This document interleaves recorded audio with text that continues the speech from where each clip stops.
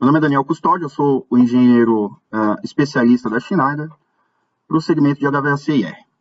Então, falando aí um pouquinho dos segmentos da Schneider, né, nós temos alguns segmentos foco, sendo que a nossa linha é dedicada à parte de HVAC, né, aquecimento, ventilação, ar-condicionado e refrigeração. Então, a Eliwell é a marca da Schneider para esse segmento, tá?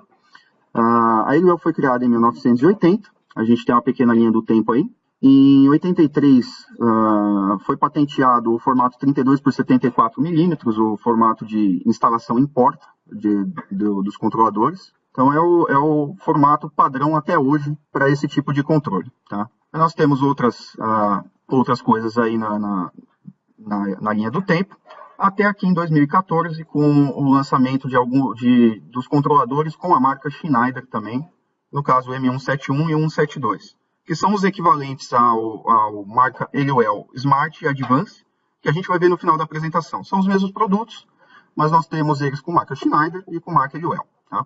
A escolha cabe ao país de lançamento, né? Então a gente tem marca Schneider em alguns mercados, e marca Eliwell em outros, no nosso caso Brasil, a marca Eliwell. Falando aqui da oferta de HVAC, então a gente tem algumas aplicações alvo, né? Então a gente tem os controladores paramétricos, né?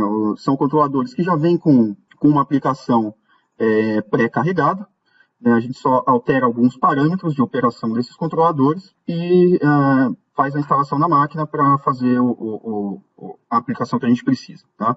Então, a gente tem aplicações de balcão, câmara fria, né, balcões plug-in, que são aqueles expositores para produtos resfriados e congelados que a gente vê em supermercado. E a gente vai até aqui a parte de controladores programáveis, né, PLCs, e os eletromecânicos com válvula de expansão eletrônica, válvulas reversoras de ciclo, tá? Fora toda a oferta da Schneider para IHMs, drives, inversores de frequência, que são agregados à nossa linha de produtos aí, tá? Então, vamos lá. Então, falando um pouquinho aí da Organização Mundial Schneider Eliwell, tá? A sede fica na cidade de Belluno, na Itália, que é uma cidade de referência para aplicações de refrigeração, tá? Temos alguns fabricantes lá. Temos 2 escritórios dedicados a Eliwell na Europa também. Temos uma série de distribuidores aí no restante da América Latina, África, outras partes da Europa, Sudeste Asiático, né? E em outros mercados, isso tudo está integrado à oferta Schneider, que é o caso do Brasil, da mesma forma que os Estados Unidos, Austrália e alguns outros mercados aí. Bom, a nossa fábrica atende mais de 1.000 clientes. Quando eu digo a fábrica, é a fábrica de Belluno, tá? A fábrica dedicada a esse tipo de controlador, a essa oferta, tá? São mais de 1.000 clientes, mais de 40 mil pedidos por ano e 4.200 referências cadastradas no sistema, ou seja, mais de 4.200 produtos dedicados para HVAC.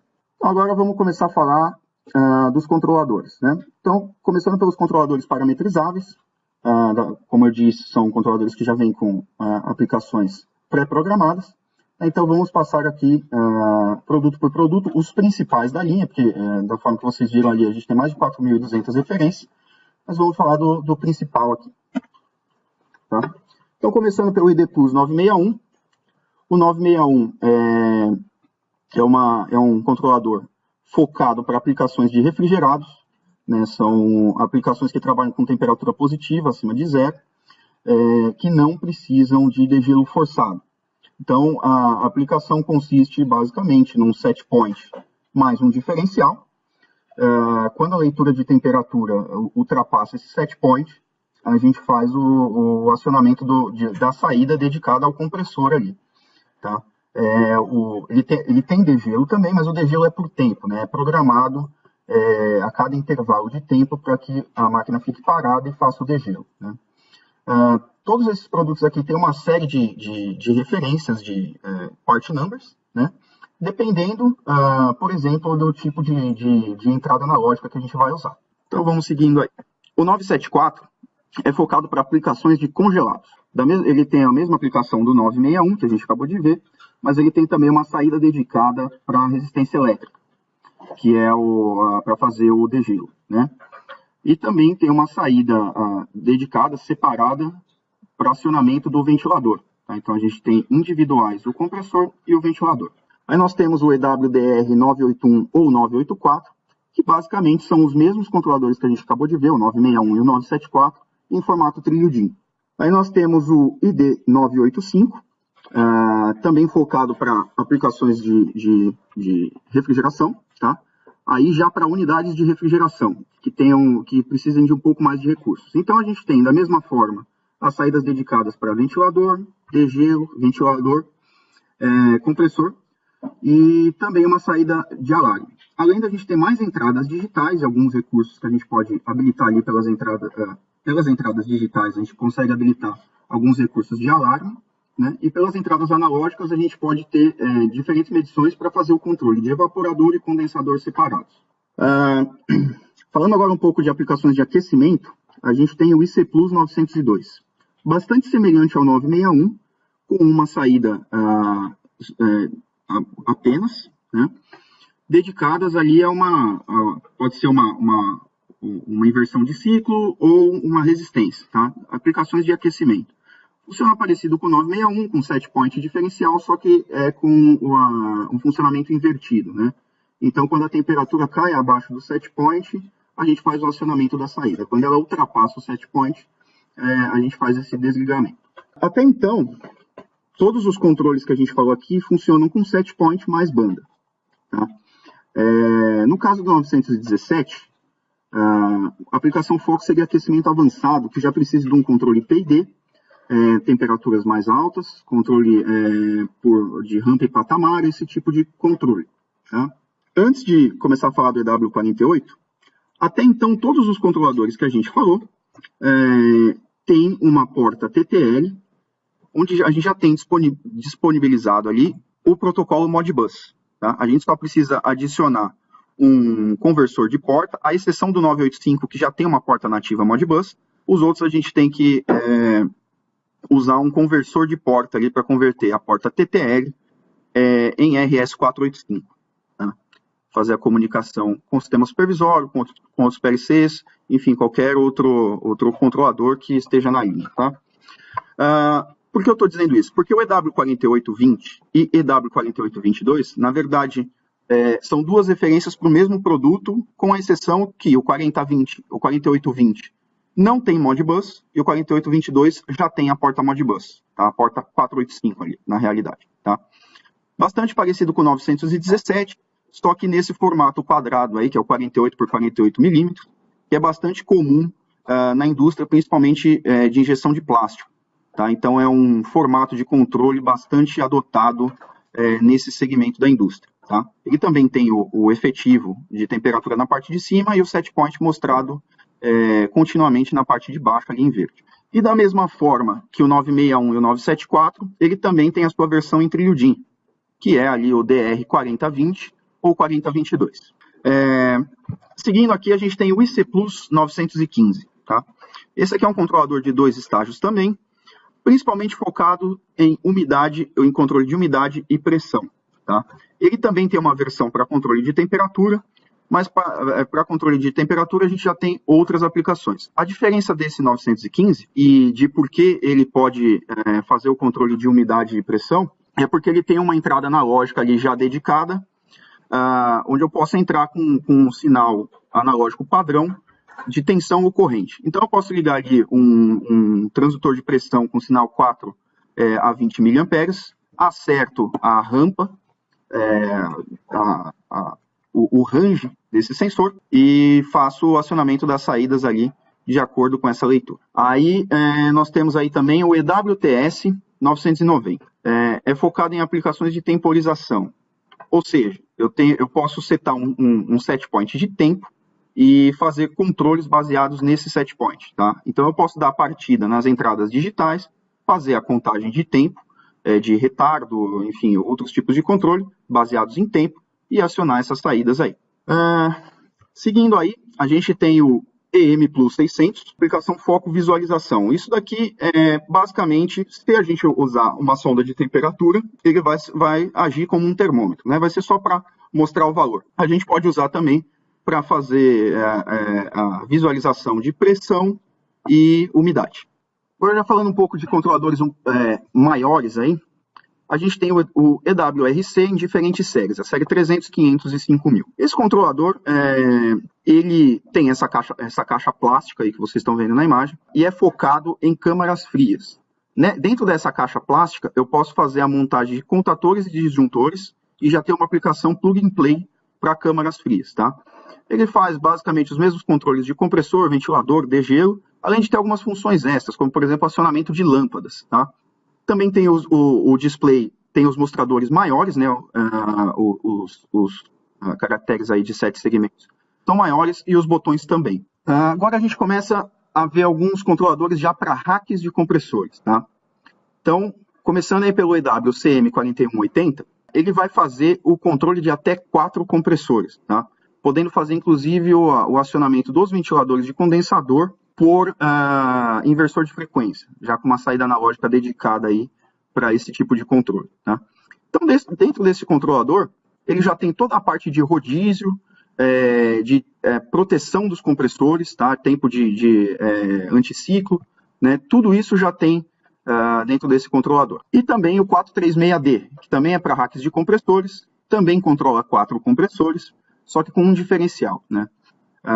Um desses compressores pode ser o compressor do tipo CR2, né, que é o compressor fabricado pela Bitzer. Né? Esse controlador, inclusive, já está homologado nesse fabricante. Esse tipo de compressor ele funciona com chaveamento de solenoides. Né? Então, a gente tem já o controle de CR2 integrado aí no 436D. Seguindo aqui com o controle para rack de compressores, aqui nós temos agora versões maiores, né, baseadas ali no 4180, que já tem rodízio de compressor, acionamento via inversor de frequência para os ventiladores do condensador. Aqui nós temos versões maiores, né, podendo chegar até a 12 compressores aí no rack. Tá? E a última parte dos controladores de rack é o EWCM 9000 Pro Domino. Tá? Também para controle de racks de compressores. Essa daqui é uma plataforma expansível, tá? Então, a gente tem a CPU e a gente pode adicionar várias expansões para fazer o controle de racks de compressores para CO2, tanto transcrítico quanto subcrítico. Né? Nós temos a solução para esse tipo de controle, esse tipo de aplicação. E aqui nós temos o RTN400 e o KDT Plus. Isso daqui trabalha em conjunto, são aplicações baseadas naqueles controladores que a gente já viu, 961, 974, só que em formato PCB, né, principalmente para ser adotado aí por fabricantes de ar-condicionado, por exemplo, né, ou blast chillers, né, aqueles congeladores rápidos, né, e a gente pode usar em conjunto com esse tipo de controlador essas interfaces touchscreen aí, que são as KDT Plus. Tá? Então, normalmente é aplicado em fabricantes de geladeira ou de blast chillers, enfim, de alto padrão. Bom, agora a gente vai falar um pouco de periféricos. Antes disso, eu gostaria de reforçar para vocês que essa apresentação, os softwares que a gente vai mostrar, que a gente vai fazer um overview durante essa apresentação, catálogos, tudo isso vai estar disponibilizado aí no portal do parceiro para vocês. Vamos seguindo aqui com os periféricos. Aqui estão separados alguns dispositivos auxiliares para ajudar a gente aí nos controladores paramétricos, como, por exemplo, aí o software de parametrização, que é o Device Manager. O Device Manager, ele basicamente, nele você vai escolher o controlador que você vai utilizar, a linha de controladores que você vai utilizar, e ele vai abrir ali para você a lista de parâmetros, para te dar uma flexibilidade, caso você não queira programar pelo display ou sinta alguma dificuldade, né, pela própria limitação de caracteres que a gente tem ali, no Device Manager a gente pode fazer isso daí de forma mais simples, tá? Então vai abrir a lista de parâmetros, dependendo do modelo de controlador que a gente escolher. A gente pode acertar ali todos os parâmetros que quisermos e fazer o download direto para o controlador, via um cabinho de programação. Tá? Então a gente pode conectar o controlador direto ao PC e fazer esse upload de dados. Tá? Ou a gente pode descarregar numa dessas diferentes ferramentas de parametrização aí que vocês estão vendo, né? A, B, C e D. Tá? Cada modelo tem as suas chaves de parametrização aí compatíveis. Tá? E a gente pode fazer, então, o download do Device Manager para essas chaves de parametrização. E delas a gente pode fazer o download direto para o controlador ali no chão de fábrica, enfim, de forma mais facilitada. A gente também tem um sistema de supervisão, que é o Televis Go. Né? O Televis Go é um PC industrial, onde a gente vai poder conectar teclados, monitores, mouse, e já vem com o Windows pré-instalado. Tá? Aí a gente pode fazer, instalar outros softwares, como, por exemplo, o software de acesso remoto da Schneider, o aplicativo de acesso remoto da Schneider, tá? Para fazer o acesso remoto a esse PC industrial, e rodar a aplicação principal, que é a aplicação Televis. Tá? Então, aí, na imagem, a gente tem um desenho de como é feita essa instalação, né, como é feita a interligação dos controladores. Então, no Televis Go, eu tenho duas portas RS232, padrão de PCs, né? E ali eu posso conectar um adaptador RS485, aí, o Serial Adapter. Tá? Já vem, um desses adaptadores já vem inclusos com o Televis Go. A gente pode adicionar um segundo adaptador e montar uma segunda rede dedicada. Tá? Então, passando ali pelo Serial Adapter, ali ele vai ser transformado em RS485, e desse outro lado da porta eu posso pendurar os meus controladores ali, qualquer um deles. Tá? Então, alguns controladores eu já tenho a porta 485 direto, outros controladores eu tenho que passar ali pelo Bus Adapter, tá? Que é aquele conversor de porta. Tá? A gente tem versão dele simples, né? Apenas um conversor de porta, ou esse da imagem ali na esquerda, já seria um adaptador com isolador, ele vai fazer a adaptação da porta TTL para RS485 isolando, tá? Aí as portas ficariam isoladas, e ele já provém também a alimentação para esse controlador, caso a gente opte por uma versão 12 volts desse controlador. Tá? Subindo ali um pouquinho, a gente tem o rádio adapter, tá? Que nós também temos a opção de fazer essa comunicação controlador-rede via adaptadores de rádio. Tá?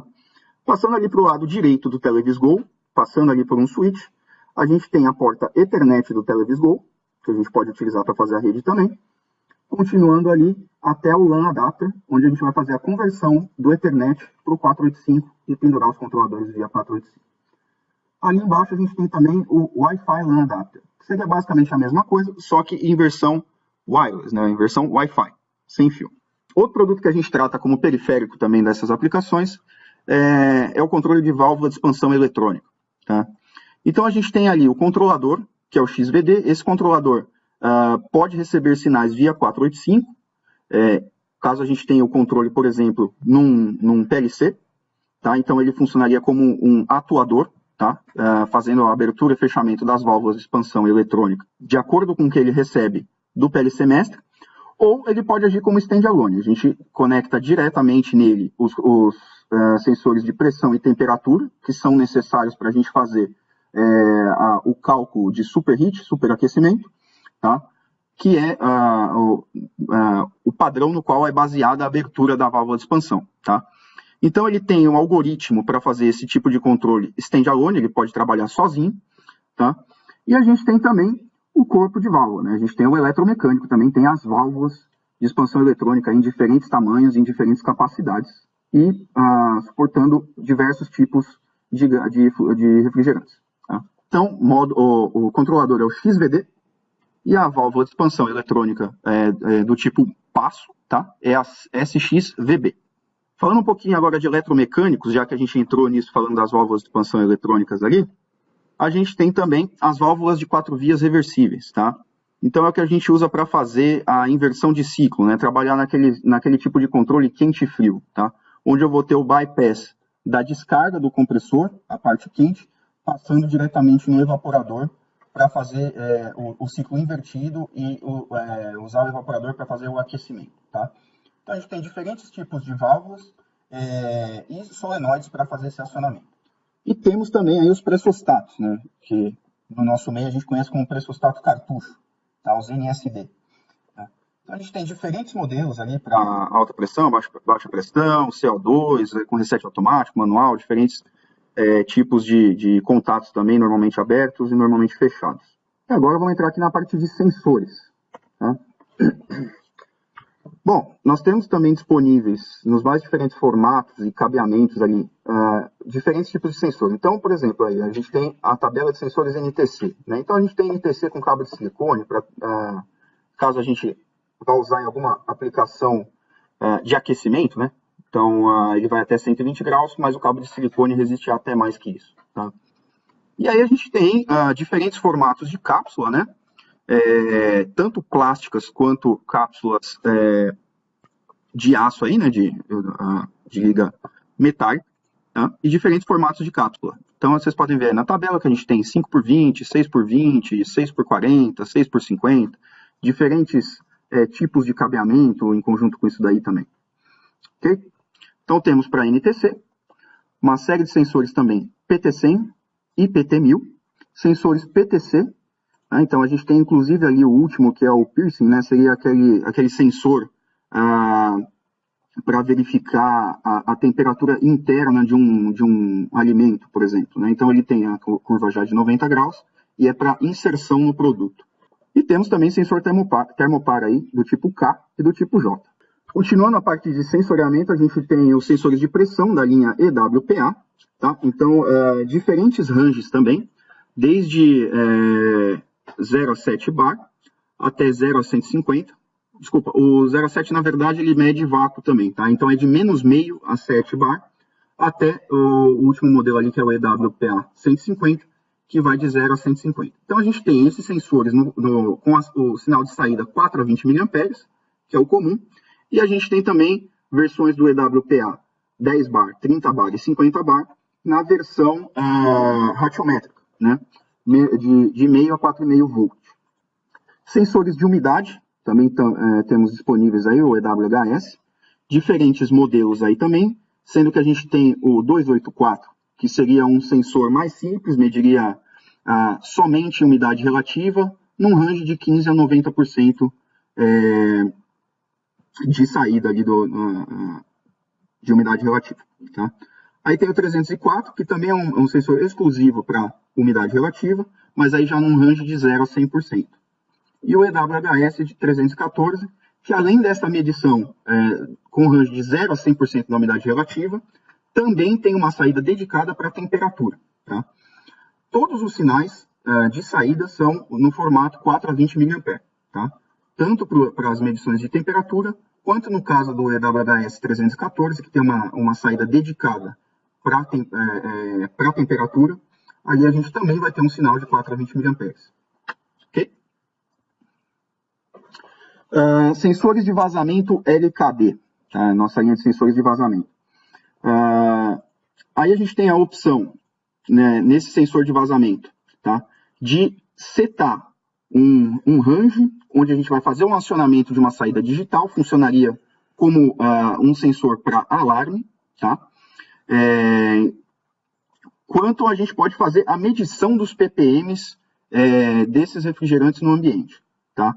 Via uma saída analógica, ou a gente tem a opção desses controladores com saída Modbus. Então, ele vai fazer a medição dos ppms, guardar num registro interno, tá? E a gente pode acessar esse registro interno via Modbus e ver a quantidade de ppms. Tá?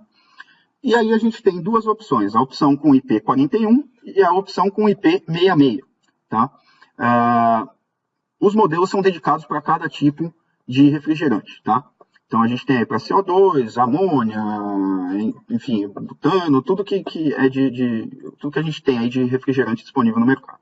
Outro produto bastante interessante também é o EWSense, que a gente utiliza para fazer medições onde a gente não tem mais a opção de passar o cabeamento para uma sonda de temperatura. Tá? Então a gente tem as pastilhas ali que vocês podem ver à direita, né? São dispositivos bastante reduzidos.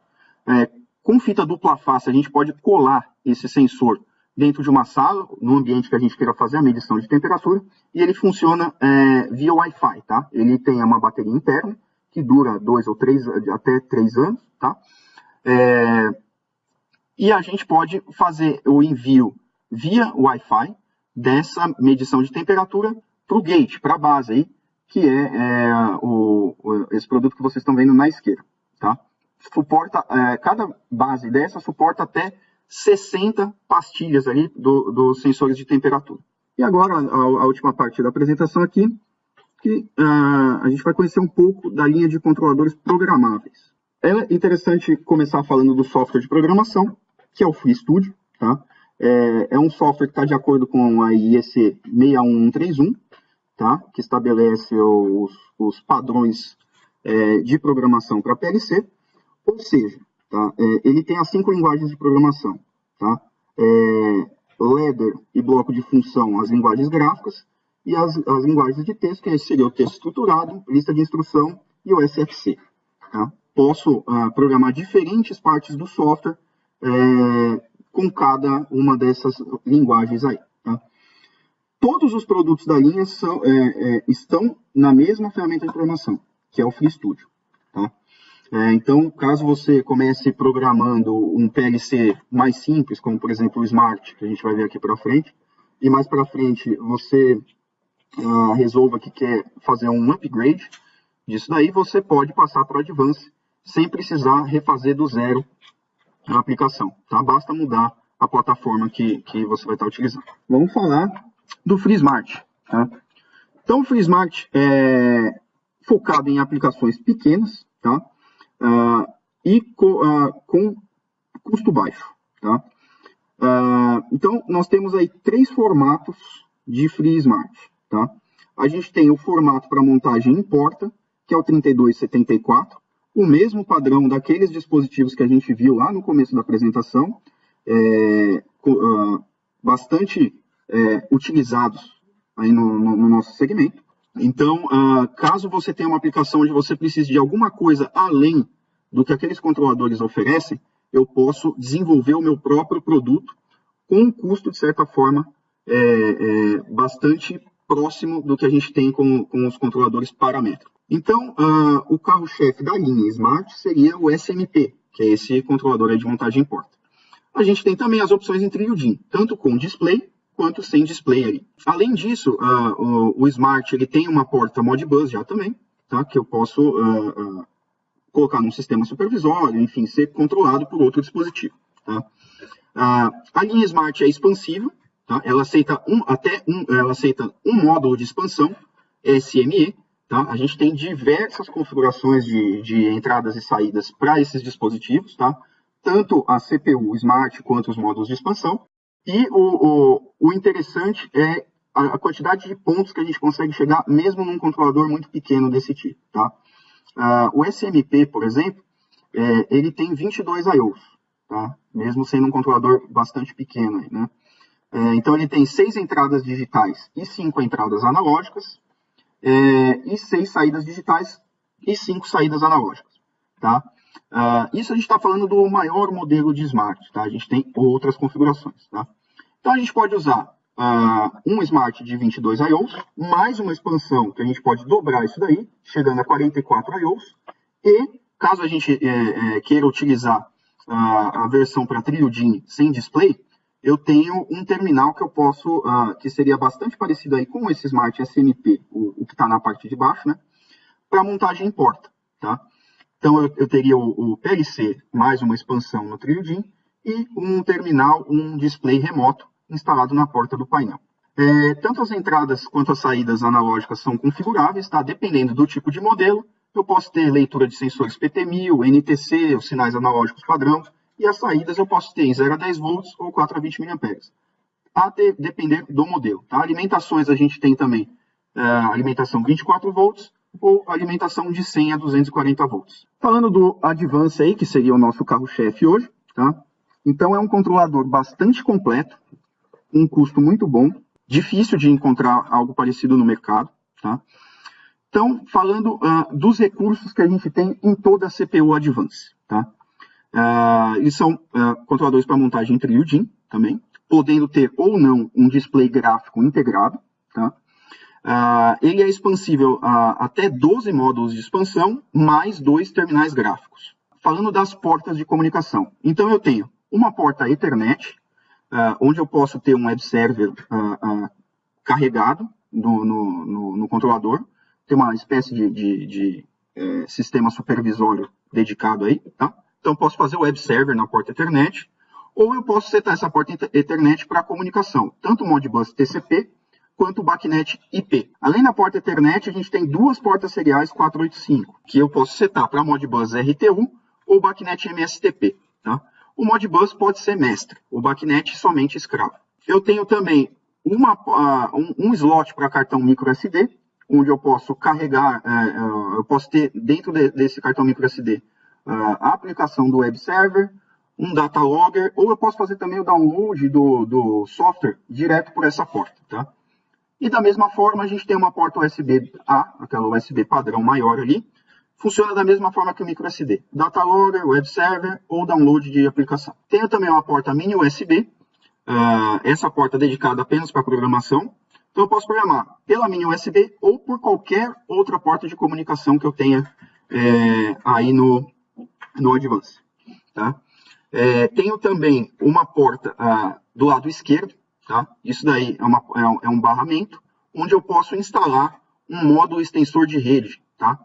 Ou seja, eu posso adicionar, além do que eu já tenho de comunicação e de protocolos, posso adicionar uma outra porta Modbus, uma outra porta BACnet ou uma porta Longworks. E eu tenho também uma porta CAN dedicada às expansões. Ou seja, todos os meus módulos de expansão, até os 12 módulos de expansão que eu posso usar, podem ser utilizados como I/Os remotos, até 1000 metros, que é o que o CANopen permite a gente fazer. Tá? Então, eu posso ter isso montado dentro do painel, ou posso ter essas expansões aí configuradas como I/Os remotos. Todos esses recursos são comuns para todas as CPUs da série Advance. Tá? Falando da maior, aí, com a maior quantidade de I/Os aí que eu vou ter, eu teria diretamente na CPU, sem usar expansão, 12 entradas digitais, 12 entradas analógicas, 12 saídas digitais e 6 saídas analógicas. Tá? As entradas e saídas analógicas, também da mesma forma que o Smart, são totalmente configuráveis. Tá? Então, posso usar com PT1000, NTC, PTC, 0 a 10 volts, 4 a 20 mA, enfim, qualquer tipo de sinal analógico que a gente costuma utilizar no nosso meio. Então, essa daí é a apresentação da linha. É importante a gente reforçar que, diferente do passado, quando nós já tivemos CPUs dedicadas para HVAC na linha Schneider, hoje nós temos toda a oferta no que diz respeito a controle ao painel elétrico e controle de válvula de expansão, alguns dispositivos eletromecânicos. Tá? A gente está apto a atender toda e qualquer aplicação de HVAC e IR.